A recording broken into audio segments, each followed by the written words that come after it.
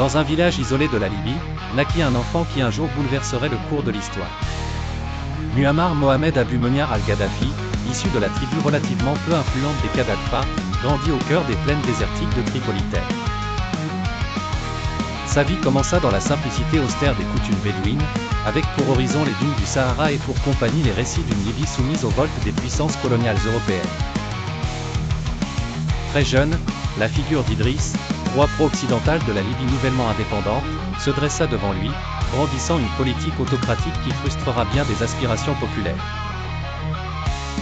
Issu d'une famille d'éleveurs illettrés, le jeune Muammar fut avant tout motivé par le vent du nationalisme arabe qui balayait le monde arabe, inspiré tant par des catalogues de mécontentement que par les lueurs de modernité venues d'Égypte. Kadhafi, alors jeune élève à Saba, nourrit l'ambition de libérer son pays des entraves extérieures et des inégalités internes. La soif de changement l'amena à Benghazi où il s'enrôla à l'Académie militaire royale. Entouré d'hommes partageant sa soif de réforme, il posa les jalons de ce qui allait devenir le mouvement des officiels.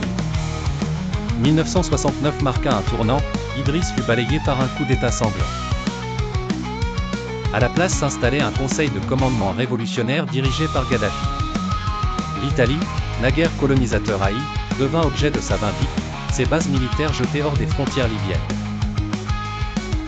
Le pétrole, l'or noir de la terre libyenne, fut nationalisé pour alimenter machines de guerre et chantiers de réforme sociale.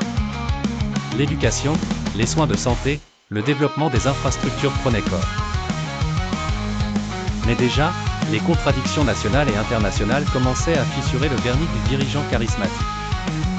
Les frontières s'enflammaient de conflits non résolus, les accusations de terrorisme fissuraient sa crédibilité. Rien pourtant ne semblait émousser l'emprise de Kadhafi sur son peuple, maintenu par les comités révolutionnaires. La scène était prête pour les bouleversements du printemps arabe. Déjà, une génération nouvelle rêvait de démocratie et de droits de l'homme, mais aussi de se libérer du joug de la corruption et du chômage endémique. Le temps de Kadhafi touchait à sa fin. Sirte, berceau de ses jours d'enfance, serait aussi celui de sa chute. En 2011, un chef aux multiples facettes quittait définitivement la scène, laissant derrière lui un héritage complexe, célébré et décrié, en Libye et au-delà.